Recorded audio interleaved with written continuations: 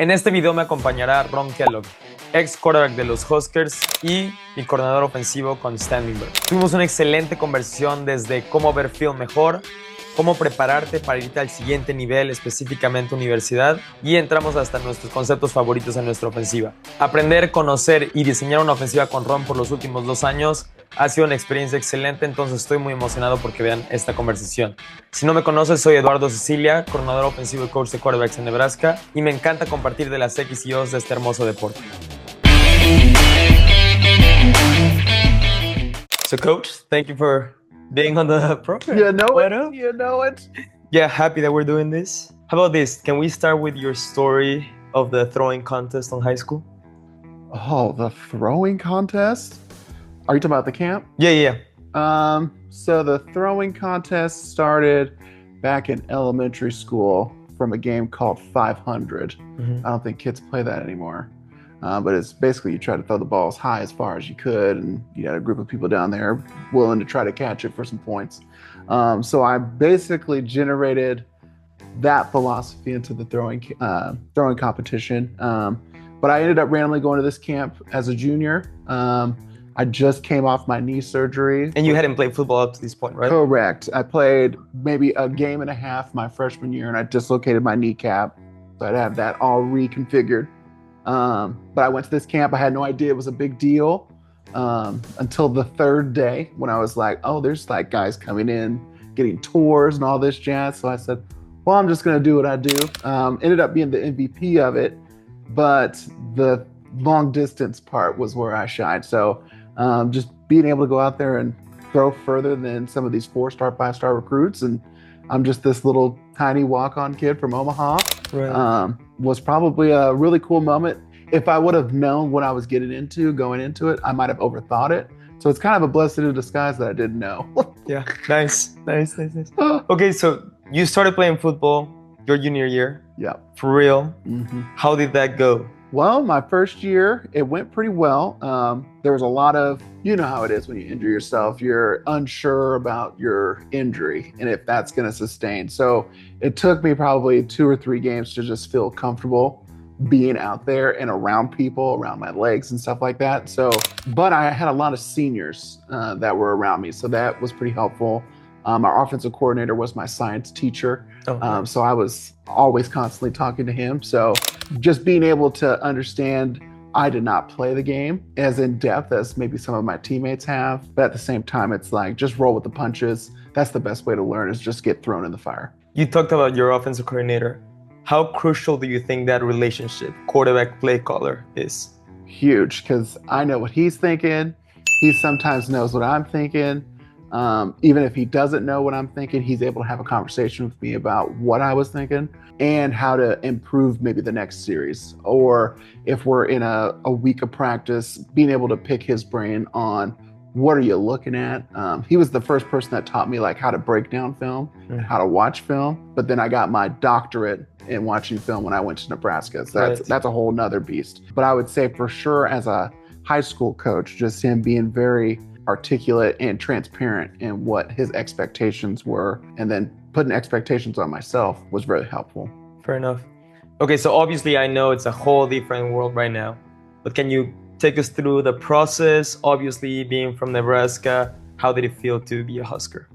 It was dope. I wanted to be a Jayhawk, low key, because my family, well, majority of my family lives in Lawrence, Kansas. So right.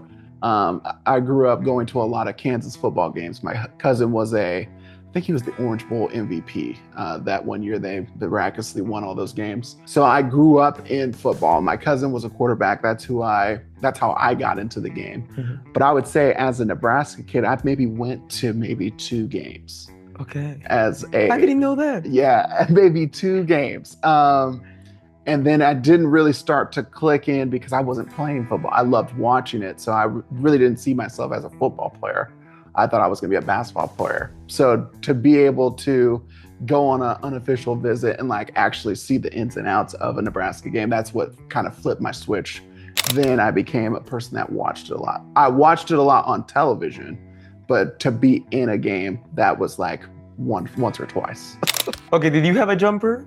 I did. I'm ambidextrous, so Okay. yeah. I got that from my dad. My dad was a all super state Nebraska high school player at Northwest High School up in Omaha North.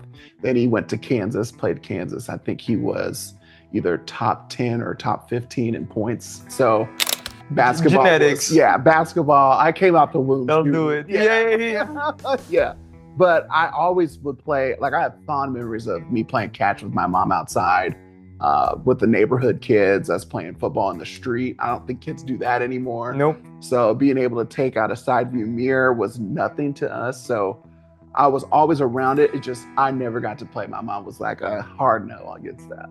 Just the hits? Just the hits. She didn't like the aggressiveness of football as like a tiny person. Okay, how did she feel once you told her like, hey, never mind, I'm not a hooper anymore, I'm gonna go pursue this thing? Well, she kind of had no choice. So I did my junior year, when I felt like I was comfortable to start running and do drills and all that jazz, I went to that camp. And then after that camp, that's when it was like, there's no more discussion. Like, this is what happened. Did you stop playing basketball? No, I still played basketball. Okay, gotcha. Yeah, but did I go as hard as I would have if I didn't go to that football camp? Probably not. Fair enough. Yeah. Because I'll tell you, like, that's one thing for us, especially in high school. The moment you're good at one sport, they tell you like, hey, put all your eggs on this basket, go get your scholarship. So I stopped running in high school because of football, because I would lose weight on track or cross country, and they were like, just focus on football. So I know it's very different here where everyone's playing multiple sports. Yes, and I did track because that was like a part of rehab. They were like, you should do track. Yeah. I did hurdles for one day. I went over a hurdle in a track meet, clipped it, tumbled, ran into the other hurdle. That was the last day I did that. You said, yeah, bye. I said I'm out. So I just did like the 200 and the 100. I was not as fast, but it was just the idea of me moving.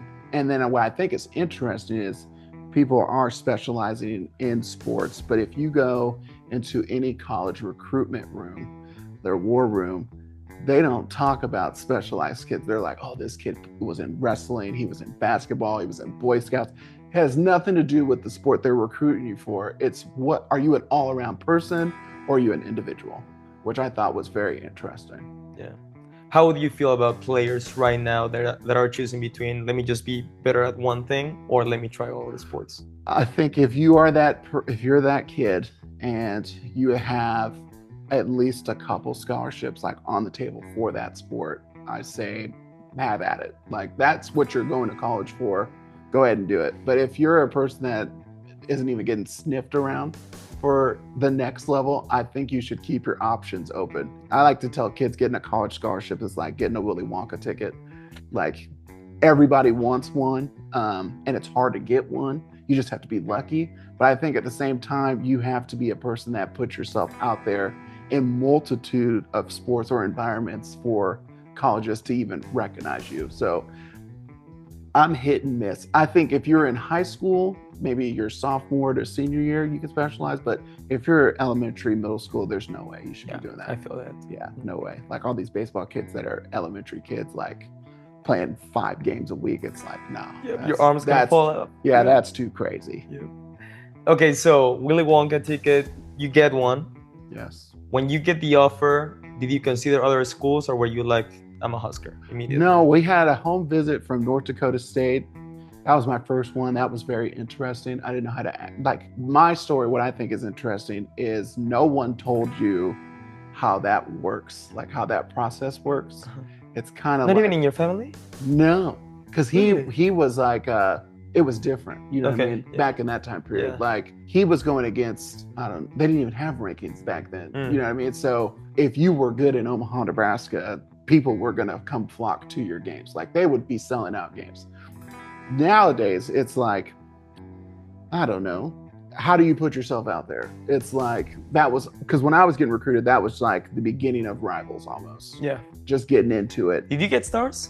No. Okay, gotcha. So it was before that. Yeah, it was before that. Yeah. But just like how to act, like how to sell yourself, I guess is what I'm trying to say, to college programs. So I did North Dakota State. There was like a South Dakota, the Sioux That's either South Dakota or Sioux North Dakota. No, they're green and black. I think they're the Sioux. One of those South Dakota schools. So I went to the camp, like the Nebraska camp, Right. and you're showing me the packet of your campus. And I was like, these are not the same. Like I would much rather walk on, like try to work my way into it versus having half of it, if that makes sense. You know what I mean? So it's kind of hard to turn down preferred walk. I didn't even know what that was. You know what I mean? So it's like, we're just going to take this train ticket and see if it goes somewhere. Right. Yeah, okay, man. so obviously you were under still a legiondary staff. Oh, Do you have some fun stories with Pelini or anyone from that staff? Yes. Sean Watson. Sean Watson, that's the guy I learned how to watch film. Like he was a California guy. He would always be in thong sandals. He would take his shoes off, walk around the quarterback meeting room. But it was just like how intent he was on watching film and like tricks on how to analyze defensive backs, for example. Like we talk about sometimes with our kids, like you should be able to tell when a guy is constipated, right? Like off of film, right? And so the more information that you are able to digest from watching it, when you get into playing, it's second nature. Like you already know what's happening. So priority number one would be him. And he was the guy that was kind of like my cheerleader at that camp. Second would be Carl Pelini. Carl Pelini, just for the fact, because I was a scout team quarterback my first year. And I knew I was doing something great when he was getting angry. Like if I was getting yelled at, that means I was doing something good. And so being able to flip that mindset of like, oh, I'm getting reamed right now, but understanding that I'm getting reamed for a great reason that's helping them on Saturday. So being able to take that and then becoming a scout team MVP person for that, like really changed how I approached the game. Like I feel like I was a pivotal piece in helping that defense. Getting the defense ready. Yep. Mm-hmm. And it was fun because I was the type of kid when I was little, I'd like to watch a game on Saturday, a college game. Then I'd go outside, play with my buddies, and I would pretend to throw like Troy Smith, for example. Troy Smith had that high, by the ear. Yeah. And so I got accustomed to being like, oh, I can copy people, which is what you're doing as a scout team quarterback. You're watching the film. And so it was fun. I had a blast doing it. So, and then Bo Pelini for sure. And James Dobson, our strength coach. A lot of conversations with those two dudes. I think it's so funny because, so I was never used to doing that. I mean, obviously back home, the teams are way smaller. Doing what? Football. Oh, yeah. So we would play both sides. If you were a starter, I was returning punts. I was playing safety and playing quarterback at the same time. So when I got here, my junior year, and they want me to do cards, I had no idea how to do that. Like I had never done that. It was my backup or like whatever. So they're telling me to do cards. And I was like, why would I throw it here when it's cover 3 or cover like whatever? So I started doing kind of like that, where I was like, no, I'm just going to go through my progressions. Whoever's open, if you want to shout at me, I'm going to do that. And I think that's slowly, because when I first got here, even though I was a student, all I cared about was like, I just want to play football. So I sent the coaches my highlight film from my sophomore year. I had just come out of like all state, all national, So I sent that to the coaches and they're like, oh yeah, like that's cute. I get here and it's like, so you play soccer? And I'm like, I sent you the film. They hadn't watched it, whatever. So obviously they think I don't even know what I'm trying to do. So that was kind of like my way of, no, you line up your defense. I'm just going to try to get completions. And that's how I ended up getting the starting position. The disrespect. Yeah. Oh my God. Hey, I don't blame them though. Like, not a lot of people know that Mexico has football. That's fine. That's fine. We're trying to prove that wrong. That's true. But at the same token, I feel like in those situations, a quarterback, if that person was not open that he throws to, would go to the other people. So you might as well prep the other people. 100%. So you can't get, I'm not trying to hear all that. You can't get mad about that. Fair. I would love for you to dive a little bit deeper into maybe some things that changed from high school into college, film-wise, when you started studying tape. Oh, studying tape. So film-wise in high school, you either had a 2 high or one high. That really didn't rotate. If a defense was going to blitz you, you could easily tell where that was coming from. When you got into college, you would see one thing and it would flip either right before the snap or immediately right after the snap to a whole new picture. And so you really have to get used to looking up and catching the ball at the same time. Like, you have to catch this ball out of your peripheral, because otherwise, if you look down for a second, it could totally change. And if you aren't prepared for that, you get flustered. So your whole progression, it could get messed up. So I think that was probably one of the harder things. And then once you got it, it was like an aha moment. You're like, oh, who are the people that move this defense? Oh, it's the safeties, right? You hear that in high school, but they don't really move. Right, it's just 2, 1, yep. Exactly. So when you get into college, you're like, oh, it really is these two dudes.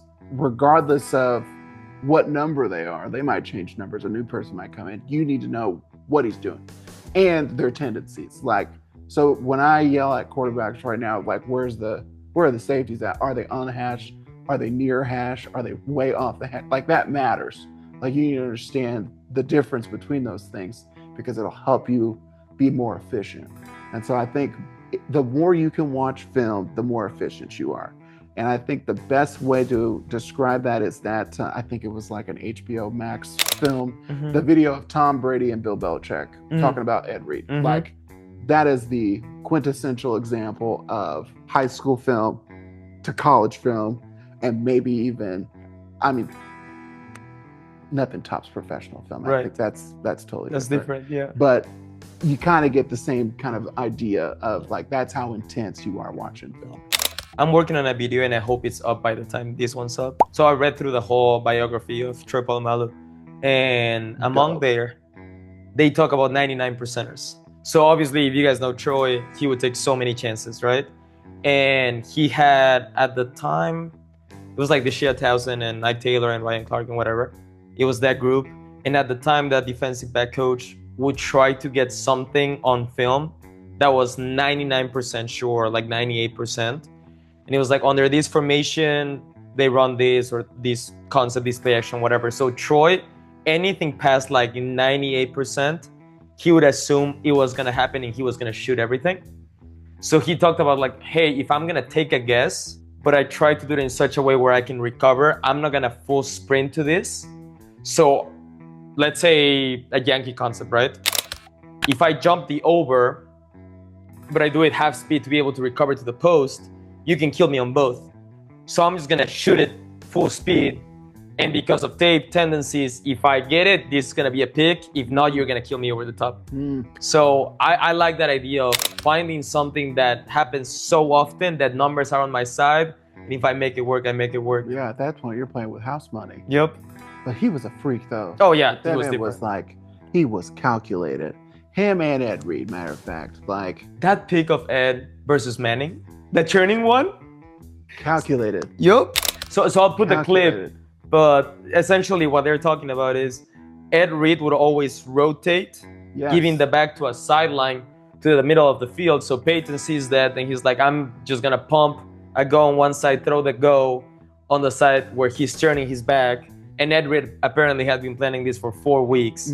So week 5, he faces Peyton. He does exactly the same and then turns back 180 and picks it up. It was the cleanest pick ever. But going off of Peyton Manning, that man, in particular against the Baltimore Ravens, had to worry about Ed Reed, Terrell Suggs, and Ray Lewis. Yep. Talking to you the whole game. 100%. Right across you. Like,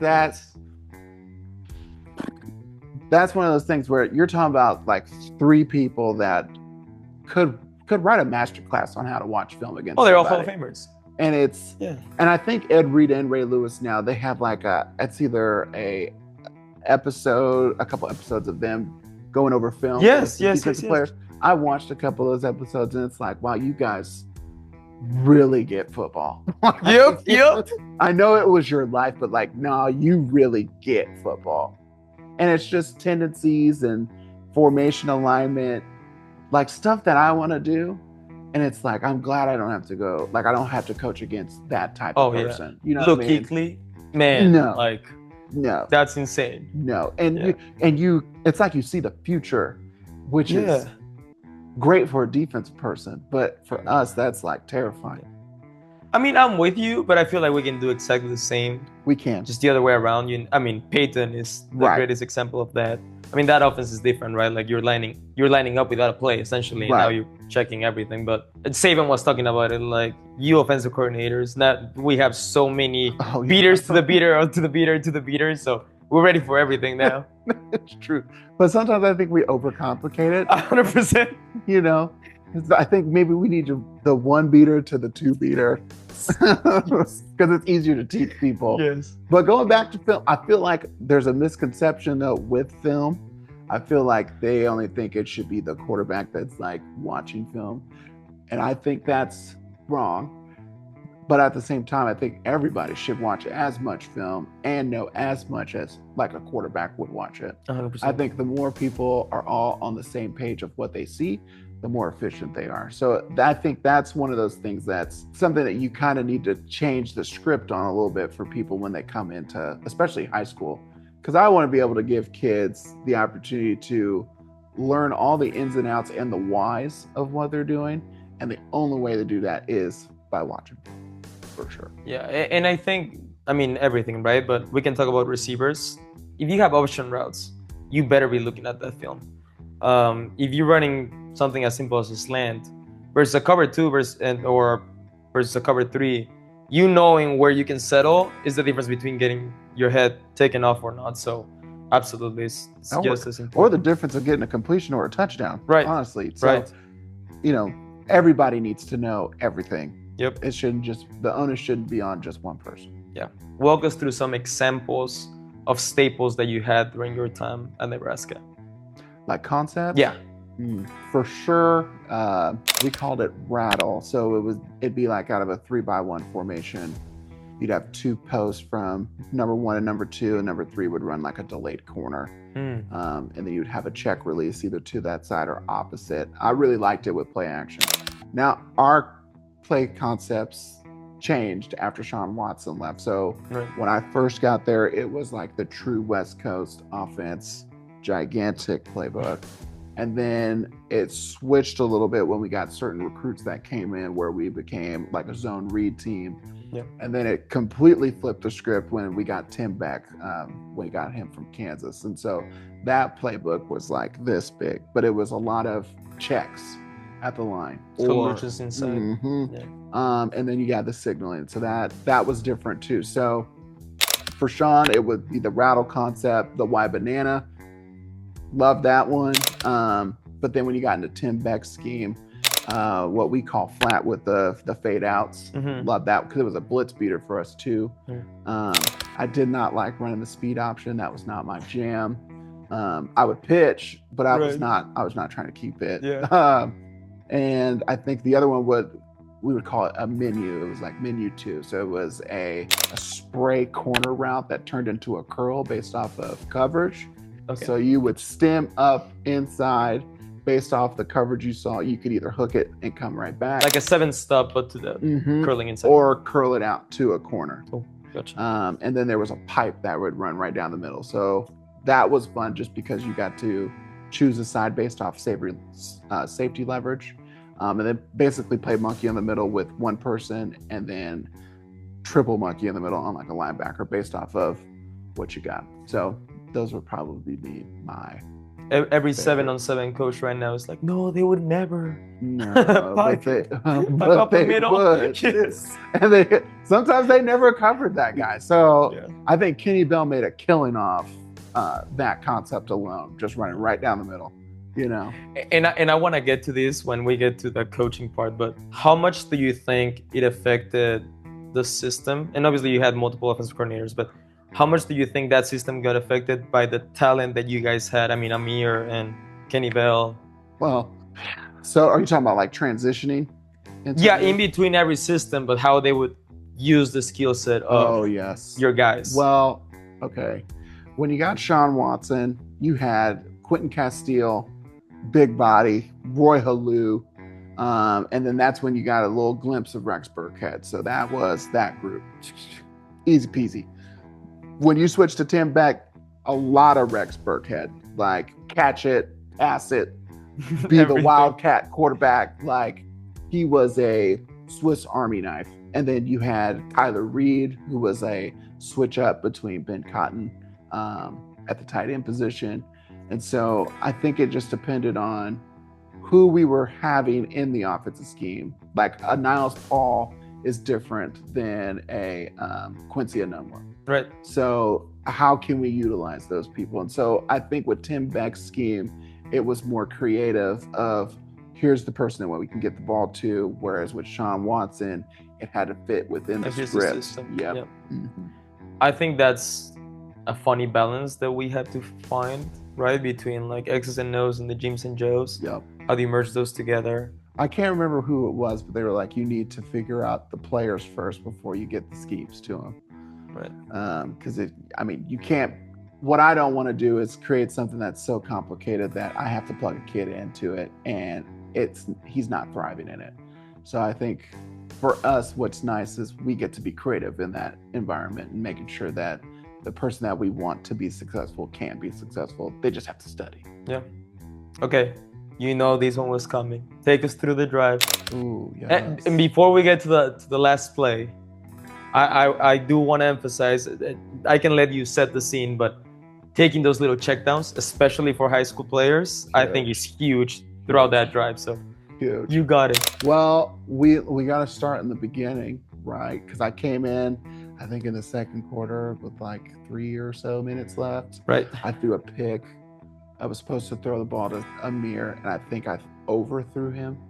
Because Amir was shifty. He was like low to the ground, and I think I overthrew it with a little too much heat pick. So I thought I was done for the day, honestly, because I was getting cussed out on the sideline. I was like, man, all right, well, yep. It is. I can't take it back. I can't take it back. Yeah. And so getting into that fourth quarter, like I thrived in college in 2 minutes. That was my jam because it was just throw it.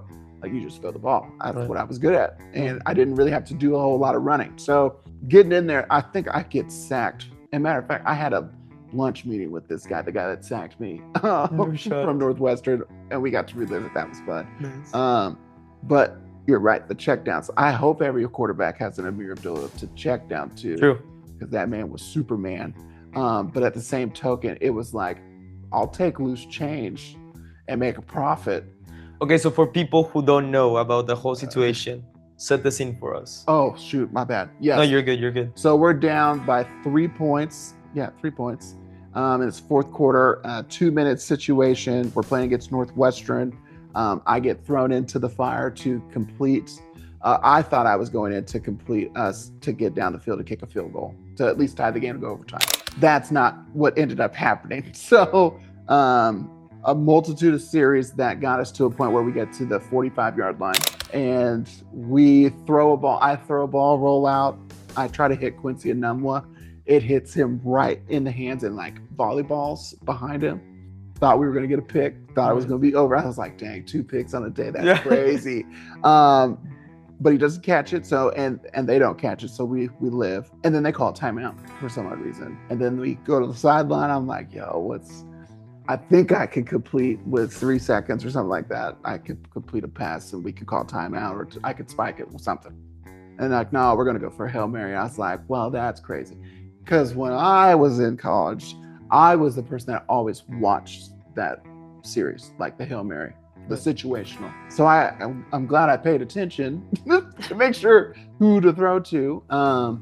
So we get to that point, we're calling it. It's called Geronimo. I'm back there running around, trying not to get sacked. I throw the ball as hard as I can to the point where like I face plant into the turf. So I didn't see Jordan. Right, what happened? No, I didn't see him catch it. But I did feel. Have you watched Dragon Ball Z? No, I haven't. Oh Lord. Okay. In Dragon Ball Z, like when they get super hyped up, about to fight some people, like rocks and stuff levitate off the ground. Okay. So it was so loud, this like boom of noise. The turf pellets like floated I kid you. I wish I was lying, but they like floated, and it scared me. So when I get up and rip my helmet off, like I'm run. I thought something was happening, not positive. Oh, okay. I thought, like in the Dark Knight, how the Steelers stadium collapses. I said, I gotta go. I gotta so that's why you ran away from I the gotta pile. get out of here. Okay. And then when I'm running, I see it says touchdown. I'm like, oh snap. So that's when I start like celebrating. But I'm glad I ran the opposite way because there was a dog pile down there. And you had to feel it though. Bruh. You had to feel it. I just heard, it was just noise, like a white noise machine. I will tell you what though, that video of you running the opposite way without the helmet and everything, that gives me so much like Dwayne Wade vibes when he stands up on the like on the bleachers or whatever after that game. Yes, just screaming. Yeah, I was like, yeah, absolutely, for sure. And I think it's funny how it was like a full circle moment with you winning the tournament by just throwing as far as you could. Yeah, and then you cement your legacy forever as a Husker by throwing a Hail Mary. Crazy. It's crazy, and it's one of those things. When you watch it now, you're like, man, we're old because the film's starting to look dusty. Right.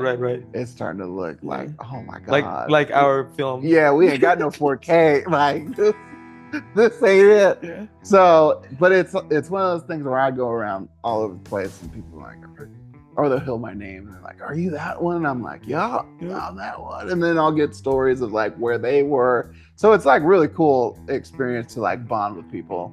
Yeah. When it first happened, I was blamed for a lot of people's televisions being broken. Like, that ain't on me. Northwestern, obviously. No, Husker fans. For being excited. Oh, okay. Yeah. I thought you were saying they were breaking it. Okay. No, but I always ask people when they're bringing it up, I'm like, did you stay?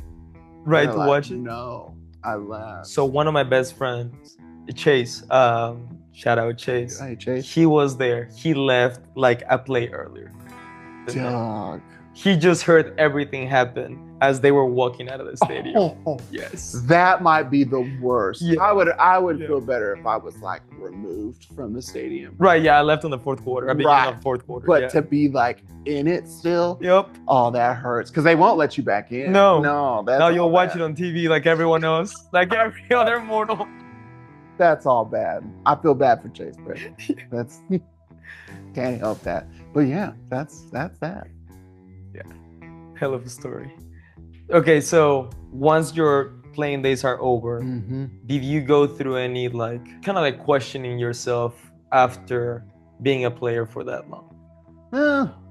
After I graduated, well, I'll tell you what was weird. After the bowl game, you get on the bus and you just get on a plane and you're like, that's it, you're done. Yeah. So that was interesting. I didn't know that's how it was going to be. But then after that, I did a lot of cross-country tour conversation talks with people, like Husker fans. So I got to go into different states and be a part of like Husker bars, for example, which I think is pretty cool. I didn't know those existed, but we are out there. I just want you to know that. That's pretty cool. I know that. I was in Europe a couple of years ago. What? And there is a Husker. Yeah, I want to say I was in Italy, and they have like American bars. So they're just small ones, like little, I don't know, 10 by 10. And they split them into different colleges. And there was a Husker one. And everyone who has gone there that's from UNL has signed like something on the ceiling. And I got to sign mine. Oh. Yeah, we're everywhere. We're everywhere. Go there. Yep. Yes, sir. That's live. So, but then after that, I decided to do insurance at Northwestern Mutual, try to take advantage of the glory. Right. Did that for about a year. I didn't really like it. And then that's when I got into education. Right. And then I started coaching Little League football. Then I started coaching middle school football. And then I got into high school football and then took a hiatus and then came back. Yeah. Okay, so going back to the Husker bars just for a second, I'm going to put the video of you answering the interview questions right after. That was lovely. That was so much fun. That was like a post Super Bowl interview. Yes, dude. Cool. Anyway, but I'm asking this because at least I guess I played for a little bit longer than you, even though I didn't play to the level that you played. But for me, especially with how everything went down injury-wise and everything, Mhm. my senior year and COVID and whatever, it felt like a personality shift. You go from, Oh yeah. like, I met Cecilia, the football player, Mm-hmm. to, oh shit, what am I now? Mm-hmm. I was wondering if you ever went through that, like, oh, now, like, I'm trying to find who I am. I think if I were a 4-year starter or something along those lines, Right. I feel like I would. Hmm. But since I was like a backup, or like my exciting moment was to be on the traveling squad. Right. You know what I mean? So it's Yeah. like what I was more thinking about was like, darn it, I had a chance, like this little blip of time. What would have happened if I played more than that blip of time? I think that was something I thought more about than, oh, I'm a regular person that's not playing football anymore. Yeah. But then I was like, one of those conversations that you have with yourself, you're like, well, that was a fun ride. Now what are we gonna do? Right. Like what's the next opportunity that we can attack? You know, Yeah. so for me, I feel like I didn't dwell on it so much that I was no longer Ron the football player, because I knew I was gonna be that no matter what I was doing. Right. You know, so I feel like that's where I'm at. Fair enough. And I think that's so valuable because you said it, like, you will forever be that. Mm-hmm. Only 2% of high school athletes get to be a D1 player. Mm-hmm. And out of those, only 2% get to make it to the NFL. So absolutely, no matter what, your name will forever be cemented that way. I mean, I'm jealous of that legacy. I wish I could have been part of that top 2%, right? So we're trying to pursue it the other way around. But what is the driving factor behind, I know you love education, but what's the driving factor behind you wanting to be a coach? I'd say the driving factor, I wanted to be a GA. Mm-hmm. And I think at that time, Joe Gans was up for whether he could come back or not. And I think he decided to come back. So I wasn't able to be a GA. But I remember having a vivid conversation. It was like the day of my graduation. So before we went to the bowl game, I was having a conversation with Ron Brown about coaching, like how I was interested. Yeah. And he was like, oh, why do you want to, you know, in his majestic Ron Brown voice, like, why do you want to be a football coach? And I was like, that paycheck though, like, that paycheck is great. And you guys just do football all day? That's awesome. He goes, well, you don't want to get into it because of the money. And I think that was something that stuck with me for a long time. And so now it was like finding, well, if it's not the money, then what it is, what am I coaching for? Right. And so now you grow up a little bit, you get removed from it, and you're like, every now and then you'll think about that conversation. You're like, well, that's probably why I want to coach. And oh, this is probably why. So for me, I want to give kids, like I was telling you earlier, I didn't know the ins and outs of college recruitment or how to get colleges to look at you. I know you went to camps, but when you go to the camps, what are you supposed to do at the camps? Yeah. Like, you participate, but how do you get the college coaches to come talk to you? So is it your performance? Blah, blah, blah. Right. So that's my purpose. Like, I've been in it. I've sat in rooms of talking about recruits, giving thoughts about recruits, hearing their thoughts about recruits, giving tours to recruits, you know, and I want to be able to be the person that can either inspire a kid that might be on the fence of, I want to play college football or I don't. And then if you do want to do that, here's how you do it. And it's most of the time more outside of the game than you think it is. Yeah. And so just to be able to give my 2 cents on a student athlete's opportunity to advance their career as a collegiate player, that's my why. I'm like, why I want to do what we're doing. Nice. How long was it and why did you take the hiatus? It was probably like 2 or 3 years. I'd say maybe 5 years.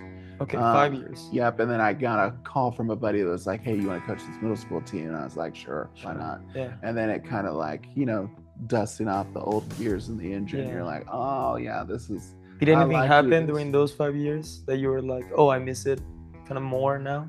Or not really? Well, I would say probably watching games. You're like, oh man, they could have did this. And you're like, oh, what am I doing? I would have pulled that. You know?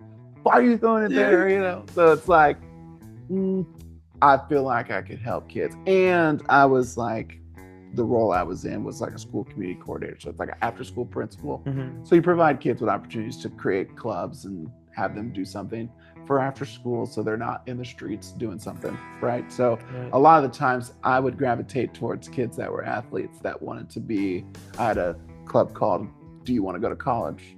And so it was like giving kids the ins and outs of, okay, if you're trying to play a college sport, this is what you have to do. Right. Like, no questions. And so I think that kind of like jump started the urge to want to get out there and coach a sport. Okay, fair enough. Now, with how everything has unfolded, NIL, what's Ron's masterclass on if you're interested, if you're a player interested on pursuing that next level, how would you go about it?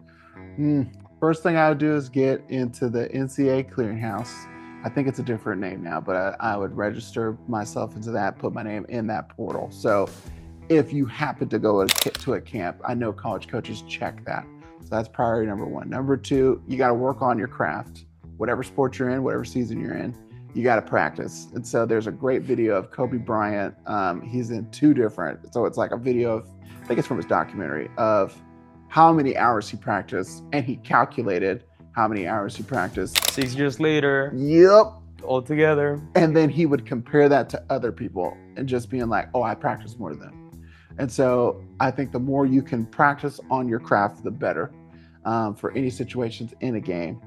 Study. And before any of that other stuff, you have to get your academics right. I think you can't go anywhere without the academics in line.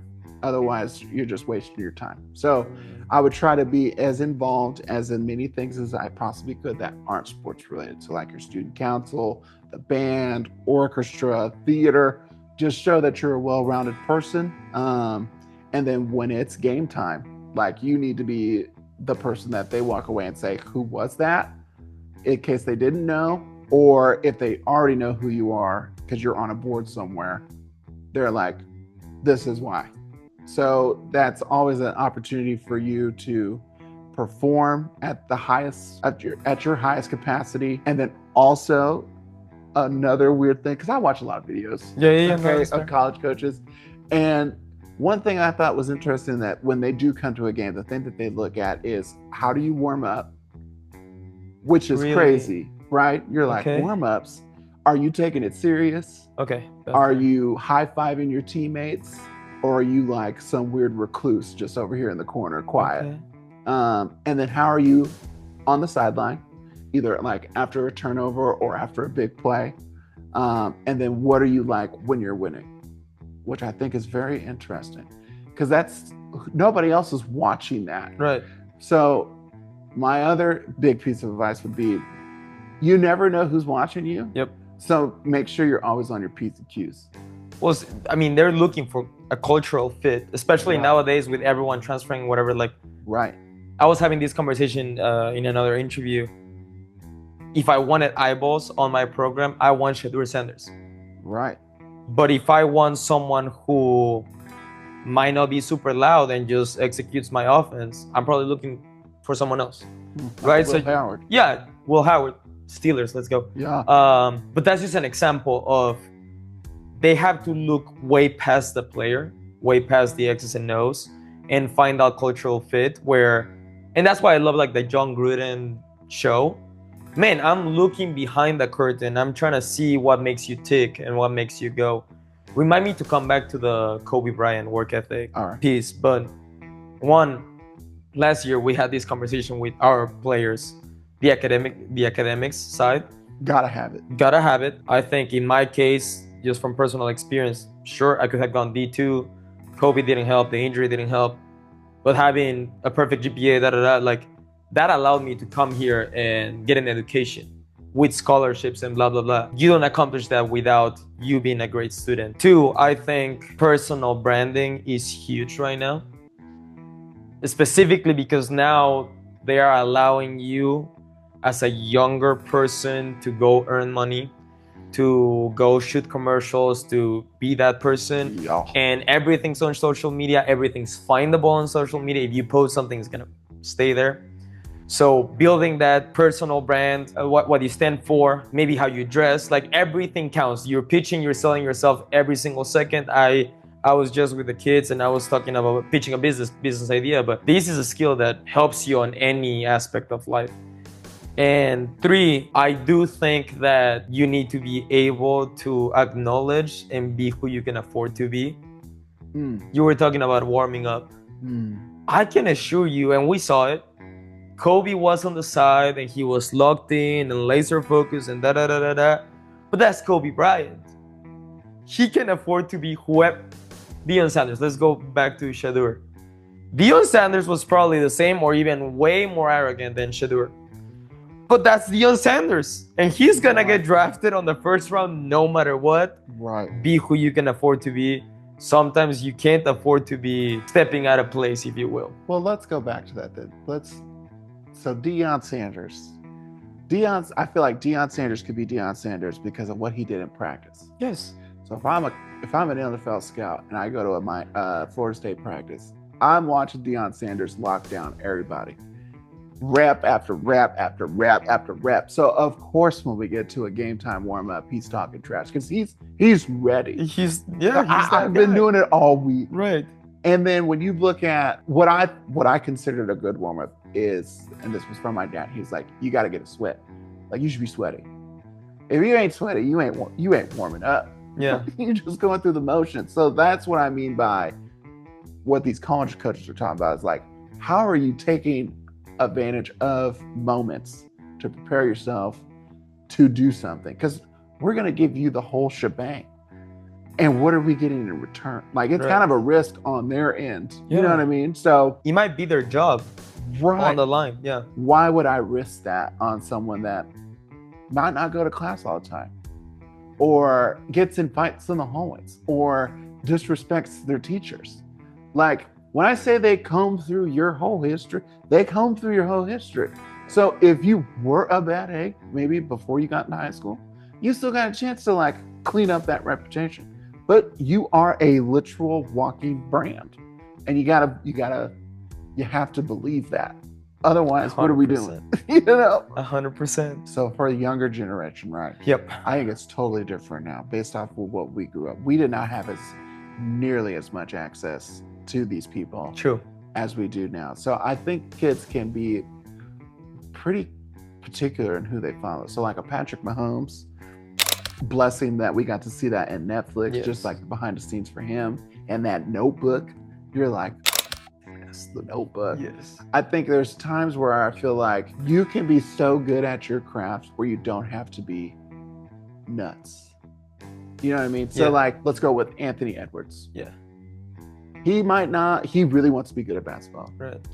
So what did he do? He took advantage of his time in the Olympics. Who was he around? Steph Curry, Kevin Durant, LeBron James. Like you are with these walking legends and you just get to pick their brain. So there's a video that they showed the other day before their playoff game of him and Kevin Durant. And he is like watching Kevin Durant go through this workout, kind of nonchalant, because it's Kevin, like he's done this, right? Right. But it's silky smooth. And just how detail oriented he was when it was his turn to go with his rep. And then ask questions, so it's like, I would rather take the person that wants to be good at something, will take the opportunity to ask questions to get better at what they're doing, versus the person that is beating themselves in the ground and it's not reflecting. I would take that middle road person. And I think it's the growth mindset, right? Talking about Ant. When he was coming out of college, Steve Kerr, the Warriors had the 2nd overall pick. And I think they went in there, interviewed him, had him go through a workout, and Steve Kerr said, hey, we know you're probably going number 1, but even if we had number 1, we wouldn't pick you. And obviously Ant is who he is. Yeah. And asked Steve Kerr, why? He goes, your conditioning is nowhere near the level that we're looking for from our point guards. They were like, hey, we can hook you up, just have a practice with Steph. And Steph goes through his whole thing and Ant's puking after that. And Ant has come out and said that ever since then, he said, I'm gonna focus on my conditioning because they said this was the one thing I need to improve on. So having that mentality of, if legends are telling me how can I be better, go ahead and focus on that. Because he easily could have said, man, whatever. Yeah. I'm the first overall pick. Right. He's good. He easily could have said that. And the fact that he didn't is the reason why he's still in there. Where there's other people that have been probably told that. And I'm thinking of like DeAndre Ayton as an example. He didn't take that advice. I don't even know if he's on a team. I don't know enough. You know what I mean? You would know if he was on a team. Yes. So that's my point. Yeah. It's like you either take advice or you throw away advice. Right. And I feel like if I'm a person that's trying to be better, I would take as much advice as I can. You can decipher the advice that you get, whether it pertains to you or not, but I would still take it and maybe I could utilize it. Let's say I make it to D1, I'm in college. 2 biggest don't do's and 2 biggest you should absolutely be doing this. Don't skip class. And I'll put this in the same, like this one is like 3. Okay. It all pertains to class. Yeah. Don't skip class. Don't lie about class. Turn in your assignments. Priority number 1. Because you can't play, and like we think we're strict in high school. No. College. Look at Akron. Right? Yep. Akron ain't going to a bowl game for quite a while. Right. So academics is important. Number 2, stay out of the media. Mostly bad media. Like we shouldn't see your name. Right. The only time we should see your name is off of a performance that you did. Yeah. 2 things to do. I'm gonna give you 3. 3 things to do. If that college university has an academic advisor, which I'm assuming they do, you should be best friends with that person. Figure out the quickest way to get your degree done. If I could go back in time, I would do that. I would ask that question. Wait. As in an easy degree to get out of there quicker, no. Or as in how to do it in 4 years? How to do it in 4 years or in 3. Gotcha. Because they control your scheduling. Yeah. So if you can figure out a way to get your classes done where you don't have to be in class a lot of the time, you should probably do that. Number 2, get in touch and be best friends with the strength coach and the nutritionist person. College football is very physical. And I can remember vivid pictures of a freshman coming in. I'll use Amir Abdullah, for example. Tiny Amir Abdullah. A year and a half later, a jacked Amir Abdullah. Same with Rex Burkhead. So take advantage of that. They pour millions of dollars into those 2 programs, strength conditioning and nutrition. So you should probably utilize those. Because what do professional athletes do? The first thing they do with their check, they get a private chef, nutritionist, and they get a private strength coach. Recovery. Yeah. So if they're doing it and they got to pay for it and you ain't got to pay for it, you should probably take advantage of those 2 things. And then the last thing is getting into your playbook and doing off script practices with people. Like being able to immerse yourself in so many different situations with the game that it becomes second nature in practice. So treat practice as games. And when you get into games, just rely on your training. Because you do so much repetitive stuff from fall to winter to spring to summer. Like you do the same stuff over and over again. So at some point in time, you should probably pay attention to what you're doing and then retain that because it applies to when you get in Saturdays. I don't want to say that it translates directly, and this could just be correlation, not causation, but so I was a teaching assistant for a semester as well, which we're going to bring a current Husker in an upcoming interview, but you can tell the ones that would show up in classroom and have good grades on that class tend to play on Saturdays, and the ones that didn't, for some reason, you would just see them for 10 snaps during the game. Because if they can't trust you to take care of your business in the classroom, you cannot convince this coach that you can take care of it when there's 95,000 people screaming. And it's no hold, like I'm not on the field with you as a coach. Yeah. Like I'm trusting that you know what you're doing. So it's all about study habits. Like if you're not taking care of your homework assignments or studying for exams and you're just blowing them out of the water, like you're not even trying. Yeah. There's no way you're doing that for football. Those 2 things don't correlate. Well, and this is chess on grass. Mm-hmm. Like this is not, hey, let's just show up and hit each other. Mm-mm. I would go as far as to say football is way more complicated than the majority of classes that you're gonna take during college. For sure. I can't think of I can think of maybe 2 classes during my whole 4 years that I would say, oh, that's more complicated than going through a whole progression and explaining how to beat every single defense. I would throw statistics in that. Yes, for me it was accounting too. So, statistics was crazy. Yep. Yeah. Okay. Yep. Because as long as we agree, there were some classes. Yeah, 100%. And you were that's why I said a couple. I would much rather go practice. Yes, but because we love it. Yes. I think it's because we love it. I agree with that. I'm sure there's a nerd who absolutely loves to for sure. do the numbers thing. Yeah. For sure. But that's the other thing with the academics for these high school kids. High school's super easy. Oh yeah. You just have to turn in your assignments, ask questions, make sure you write your name. Like a lot of kids don't write their name. Write your name on your stuff, own it. But the more you can get comfortable with that environment, there's a lot more that can come with getting into college playing football. Like there's an academic Heisman. So let's say you have an amazing collegiate career and it just doesn't pan out. I can't think of the guy's name.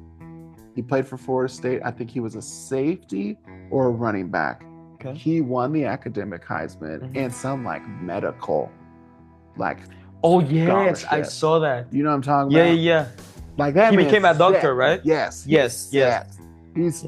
So take advantage of that. Yes. If you can start that at an early age, it is a skill that will transcend with you into college. Yes. That's what they want. I'll try to find the video. I don't know if I can because I don't know the name of the guy. But he ended up playing 1 year in the NFL. Essentially didn't get drafted on the first round because they said he was too smart and he wanted to become a doctor and turn into a doctor. And now I think he still practices. Insane. Yeah. Because you always got to think of what's next. You know, LeBron is an outlier. Tom Brady was an outlier. Not everybody is like that. Yeah. So you need to have a backup plan. And that's what college is for. Okay, let's get to present day. Oh, right. Standing Bear. Yeah. The Grizz. Yeah. Claws out. Yep. How are we feeling? I feel good. We're going to have a full school. Right. I feel good. We've only been blessed with freshmen, sophomores. Yep. Last year, freshmen and a couple juniors to now have like a full 4 classes. That helps a lot. That alleviates a lot of stress. And our freshman class is solid again. It's solid again. Yep. Our sophomores, who are now juniors, have went through the wire of so many different times. We played 2 games in a week, you know, so it's like, you ain't got to do that no more. No, you just got to focus on Thursdays and Fridays. Yeah. That's it. That's all you got to worry about. But also, 1, obviously, it gave them experience. For sure. 2, I think that if they don't make it to the next level, think about how many more games they got to play because of it, right? So if you are someone on this freshman class and you go through the whole 4 years, probably going to be part of the varsity team all 4 years. Mm-hmm. Those are memories that are never going away. Mm-mm. So I think it's well worth it. And you have an advantage against your counterparts that are freshmen. Oh, yeah. Like, you know the speed of varsity football now. Like, you don't have to get out. You have felt it. You felt it. Yeah. You know, so it's like, and you smelled it. Like, I think high school football, it's like, it's got this whole atmosphere that's, you can't replicate. No, it's special. You can't. It's special. I know TV shows, movies try to replicate it. And you're like, oh, that's cute. That ain't it, though. No, well, and I think it's right before it turns into a business. Correct. So it's just about you playing with your buddies in your hometown where you grew up, maybe people you've been in the same school with for 10 years, and now you have your first couple of girlfriends wearing your jersey, and you have your friends on the stands, and the pep rallies. It's very special. Mm-hmm. It's something you never get. Yeah. So take advantage of it.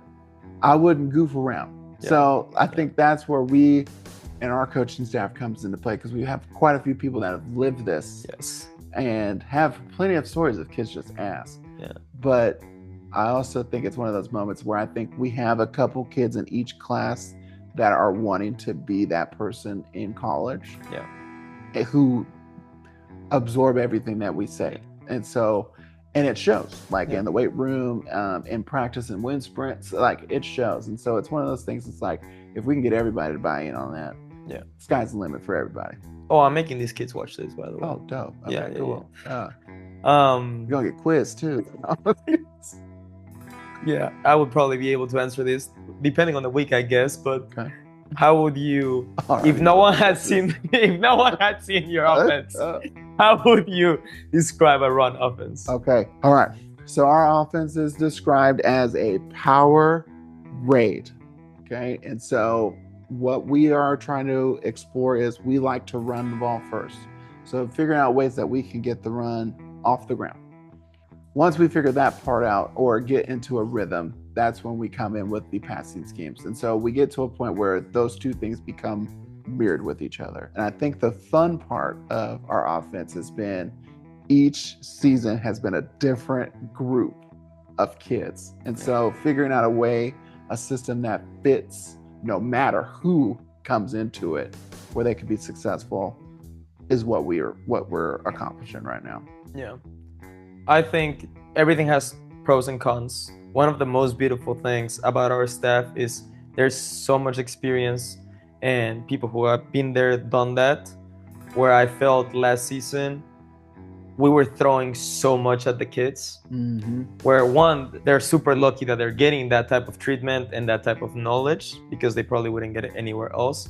But two, there was a point last season where we had to check ourselves and be like, wait, are we throwing too much at them? Are we bringing the required intensity that this level requires of football? So I love the process where we're at, the self-reflection. I just love our group, and I think that goes down to the players, and they like that.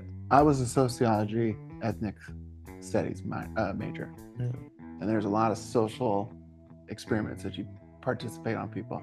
Last season for us was a social experiment. I wanted to see for two things: how much can they learn and go out and do, and then for me, what works against this other teams, like what works. Right. Now I know what works. And so it's like a butcher. We're just cutting the fat off this beautiful steak. Now we're just going to season it and cook it. Yeah. That's what this season for me, that's how I look at it. That's what the season is for us. And I'm really excited because it's one of these opportunities I think we can, off of self-reflection, be super creative in how we can educate kids to the point where, like, a thing I really want to do is, how do you take notes? Like, that's a life skill. Yeah. Who taught you how to take notes? Oh, my OC. Okay. Yeah. Who taught me how to take notes? My mom and then my OC. So it's like, I got two levels of taking notes, but the more notes that you can take that are relatable to you when you look at it, study it, the more you're able to retain it. So I'm really excited for the summertime. One, just to be out when it's like summer and it smells like summer. Yep. But then that one weird point, I think it's in July, when you start hearing the band warm up. That's when I know, oh, we're almost there. I think for me, and you said it best, we're laying the foundation, right? And we're starting from scratch, not having seniors, all that. It was tough because even though it felt like a long season, when we clicked at the end, there was a part of me that I just wanted one more week.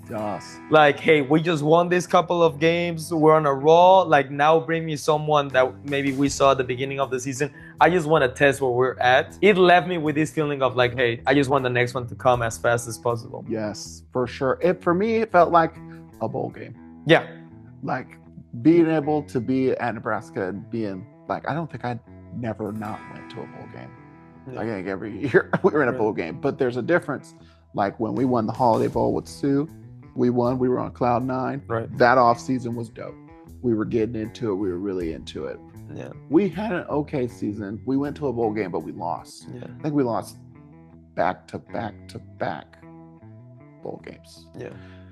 So it's like, I viewed that as like, oh, we have some serious momentum to carry it into this next season and reflect on that. Now, can we replicate what we did towards the end of this last year? And I think it was important to me to see that we closed tough games. Yes. Because it is one thing for you to dominate a game. Yes. Which we were kind of doing at some point on the second to last, but you know, we didn't finish it the right way, but we closed it out. We won that.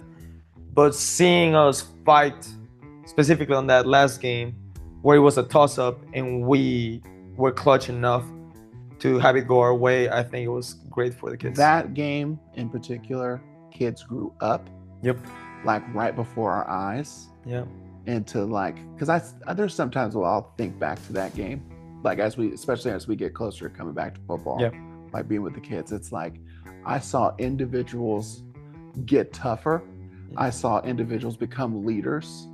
Like stuff that we preach all the time, like was happening in real time on the field. And it was like, I wish I could bottle that and like give it to them, like Again, in Space Jam. You know, it's like the magic Gatorade that's why bottle. I wanted to go again. I wanted one more shot. Yes. If you had to give an advice to a coach, especially OCs that are trying to get into sport, or maybe they have been running an offense for a minute, what would you say? Okay, based off of my own experience here, run the things that you know, like you could ask a kid and they could tell you verbatim. That's priority number one. Number two, repetition, no matter what that looks like. If that's quarterbacks only, quarterbacks and receivers, like individual times during your practices, there should be a repetition of what you're trying to work on that day. And it's hard because chaos happens, but you have to find a perfect balance of being diligent in making sure you get those reps done. And I think the other thing is having open lines of communication with coaches, staffs, so like your assistants, and then at some point in time, just being a demanding person in the room, making sure that not only are you holding high school kids accountable, but you're also holding the adults accountable. Sometimes I think we can get lost in the sauce of doing that because we want to be so perfect. And I think the last thing is, just because something didn't work one time doesn't mean it's not going to work the next time. You just might have to put some pickle relish on it, make it look different. Fair enough. If you're stranded on an island, what running concept are you taking with you? Okay. You can only choose one. Okay. Can that one turn into multiple? Sure, go ahead. All right. Get fancy with it. I'm going to go with counter. I'm gonna go with counter. Multiple weight counter. Yeah. Like, and some of the videos that I've been seeing of the false pull reverse counter, like, yep. I don't think we got high school kids that could do that, like that footwork, but that's a pipe dream for sure. The counter. Yep. A passing concept for the rest of your life.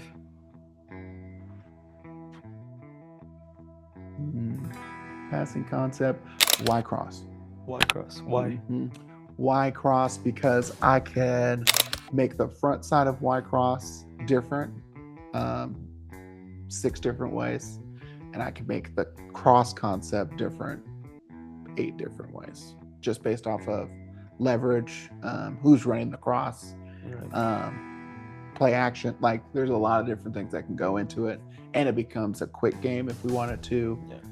You have hot answers on both exactly. sides. I think it spreads you out horizontally and vertically. That's one of those passing concepts that's like, oh yeah. All right, Coach. Well, I've told you this, but yeah, you have no idea how much it means for me to have been able to work throughout this past year. Excited for this upcoming season. I look up to you. I admire you. So crafting an offense together with you has meant the world to me. And and now being able to call you my friend as well, it means the world to me. Yeah, we'd be out here on the streets. Yeah. And now it's one of these things that's like, we have, you know who Hayden reminds me of? He reminds me of Will Howard. I just want... Fair enough. I want that to be acknowledged. Okay. But I think it's one of those things we should come up with a quarterback school in the summertime. Yeah. Just because we're out here creating shit. I think we should. That's one thing we should do. I'm all for it. I'll give you a funny backstory of this. Among the multiple things that originated 2% football, 5 years ago, I created a thing. It was 2% football camp. Oh yeah. Yeah, that's what I had, and I had it for quarterbacks. So yeah, we can bring that back. Yeah. Okay. Yeah, we should definitely bring that back. Yes.